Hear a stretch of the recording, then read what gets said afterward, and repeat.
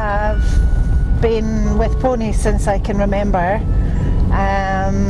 My parents were never pony orientated, but I was, and I just plagued them till eventually they bought my first pony, and then I got into Highlands when I met the Ormistons, which is now my husband. And I was in Glenlyon for 15 years breeding Highland ponies in the Megarney Stud before I then landed working for Her Majesty. I'm actually heading to my 11th court now, so we've been here just over 10 years. So these saddles are a new saddle, but they're actually based on an old saddle. Right. They're actually based on a pre-World War I pack saddle, which literally had a panel either side with a hinge system and the piece of wood in below. So we've now basically adapted it so it will carry beasts when they're out on the hill, the stags or the hinds. They've got exactly the same system as the old system, but they're a much closer contact to the pony. They don't move because basically almost one size will fit all because they're flexible. They're like on a flexible tree. Together with the new girth that was basically created here. And I actually make them myself. There's no point in doing a patent or anything for them because it is such a niche market. But there's a lot of estates that are now working with them because of the broad surface pressure rather than narrow pressure. The ponies are much more comfortable in them, and this system does not move. It does not move. We never really work with front breechings. The back breechings are there as a preventative for slipping when the ponies are going down steep hills. However, it really is such a safe system. We don't even work with cruppers anymore. The cruppers that used to go around the tail that were always particularly uncomfortable for the ponies, and sometimes, you know, maybe weren't always fitted very well.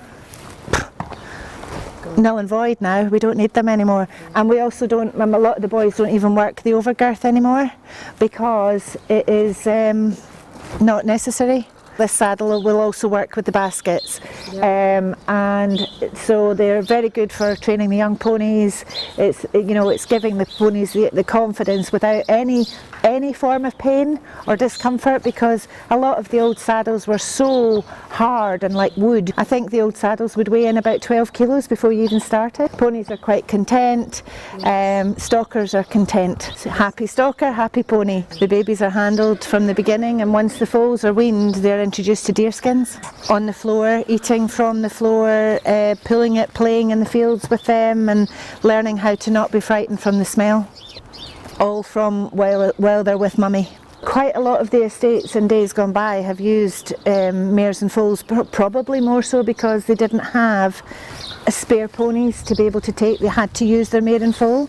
Plus it's a very good way of the foal learning how to do the job. However, there is a downturn to that, and that is that it's quite hard on the joints of the young foal, and when they're walking for hours and hours and hours, it can actually affect their future life. Well, this little mare's, if we're training for baskets, we would then put hay nets on the front of the saddles to start with, which the girls will very kindly bring in, and we'll show you this process. So basically we put a hay net on the front either side, which makes her into her already wide load. Okay, so once this wide load is up there, she can't then see the baskets that will then be placed on behind, so she's going to develop the feeling rather than be scared of the feeling and the visual. So at the moment she's absolutely and totally and utterly not scared of this. But I'll just have the girls bring the baskets in now. And basically, as I say, we have prepared her. She understands that I fully have carrots in the pocket. So it's all about the preparation, but we'd like her to see them first. We'd like her to see them, and we'd like them to see them being lifted up nice and high, and that she's not reacting to anything. Nothing is scary. And then again we make the tap tap, the noise, the creaking of the baskets opening. Everything is scary at this moment. If she's hearing it, she's not reacting. She's quite focused on the fact I have a carrot in my hand. She does know that she's going to get the reward. William can hear the carrot too, and that's why he's banging the wall. But then she understands what's just about to happen now, and the girls are going to very gently place the baskets over her quarters.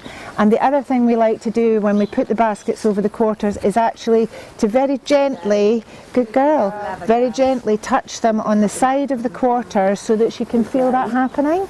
and that she never gets worried about it. And as you can see, she hasn't moved a single foot.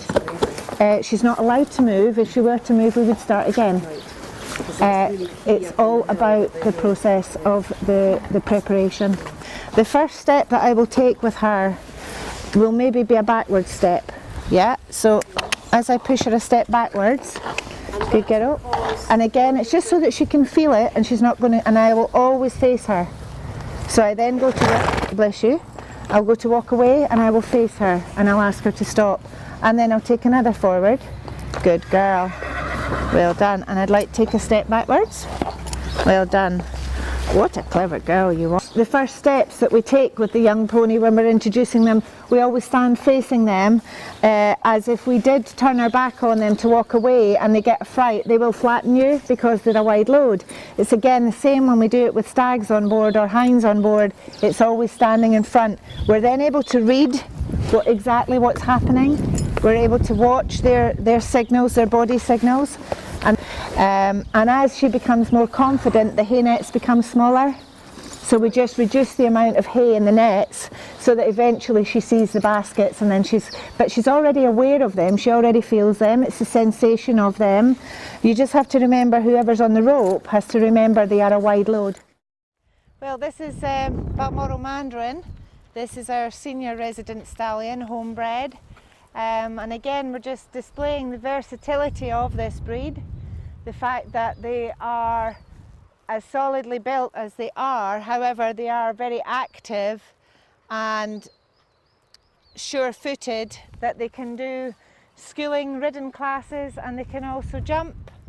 He can ride out with his mares, he can ride out in company, he can be led out from his mares, ride and lead. It's just such a joy to work with, an absolute pleasure. She's a very good girl. Hello. You like the attention too, don't you? Yes, you do. Are you going to gum me? Are you? Yeah, I know. Thank you. Thank you. You're very sweet. Oh, thank you for that. Very sweet baby. Aren't you? You're a good girl. Are you?